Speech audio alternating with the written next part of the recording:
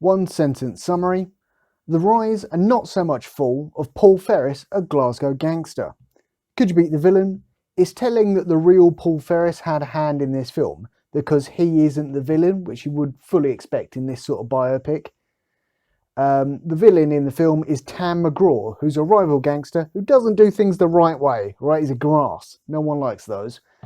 But the weird thing is, everyone knows he's a grass. He's even got a colourful nickname about it.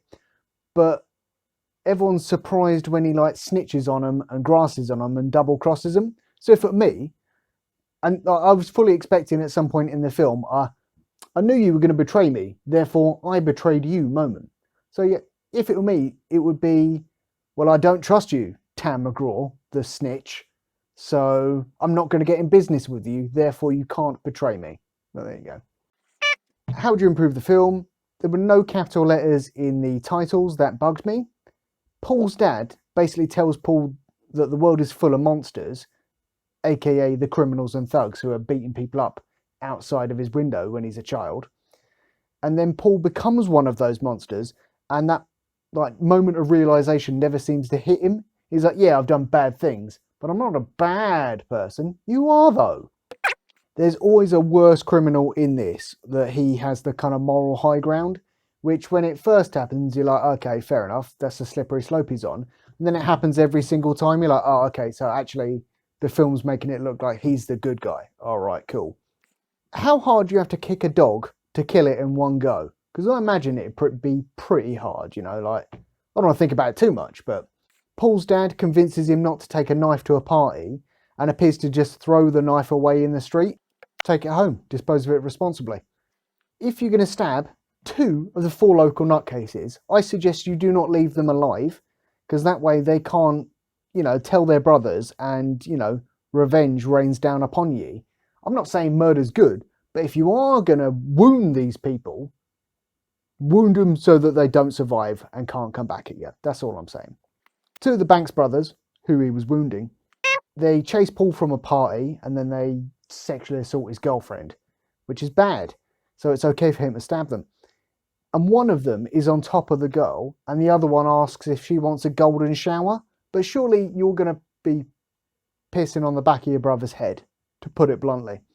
Who was the blonde woman who burnt Paul's clothes? Because I don't think she was his girlfriend, and she wasn't the one in that scene either. And I don't know if she showed up later in the film either. I was very confused. And why did she burn those clothes, that they were all bloody, even though there was no blood on them when he left the stabbing? And why did she hammer home the nickname Wee Man? It's almost like she knew the title of the film she was in. Mini Paul, in a flashback, is not hidden behind that pallet, so everybody should have seen him. The Banks brothers, when they were kids, they should have seen him walking past. Then the proper gangster people, they should have seen him because they were parked right next to him.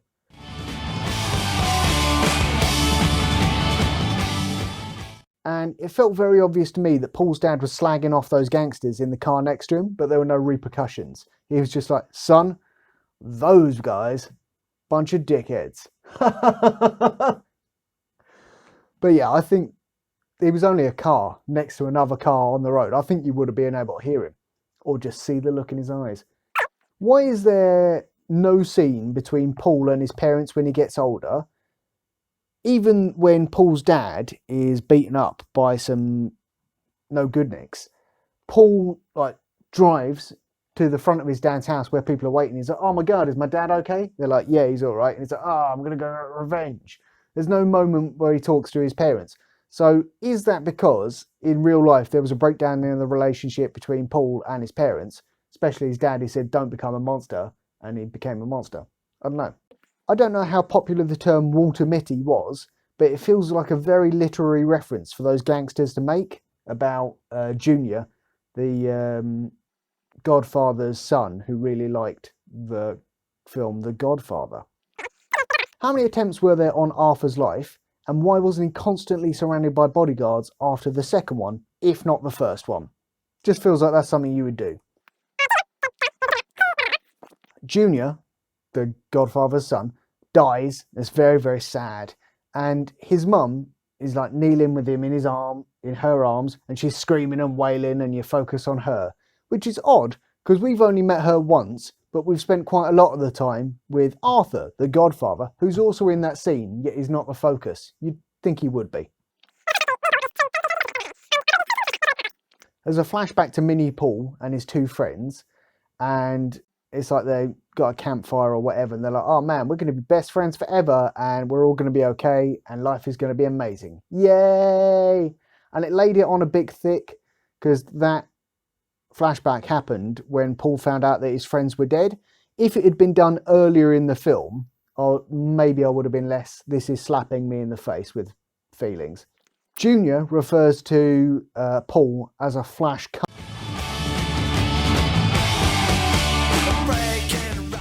And I don't know if Paul is that Flash, because some of his fashion choices were odd to me. He seemed to be stuck in the 70s, even though, you know, part of the film happened in the 90s. And the suit he's wearing at court at the end of the film, absolutely awful. Like, didn't even seem to fit him. It was baggy. Oh, rubbish.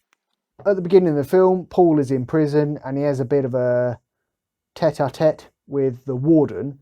And the warden's like, ah, you're a bastard and you'll be back here, blah, blah, blah. And Paul is like, well, respectfully, you're a bastard as well. Ha, ha, ha. It goes back and forth like that. But there was no second visit from the warden, even though Paul was in and out of prison, which you'd think there would have been. There's a bit where Paul is framed for a murder with the phrase, get in the car, Paul, shouted just after someone's been shot. Junior, you remember everyone was sad about him being dead. That feels like a very, very basic way of framing someone. Like, you're not even planting some evidence at their house, you're just shouting their name. But there you go.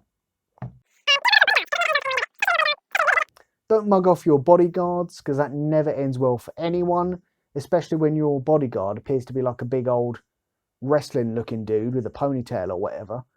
Rating out of 5 beers. It's hard to tell when Glaswegians are angry because swearing seems so natural to them. So yeah, it was just a bit like, wait, is he really upset in this scene, or is he just casually calling him a cunt? I like that the wife and the girlfriend, or whoever it was, fell out of love with Paul because he was a monster, although that's not the reason that was given. That was quite nice. I liked that because it was kind of real emotions and feelings and stuff.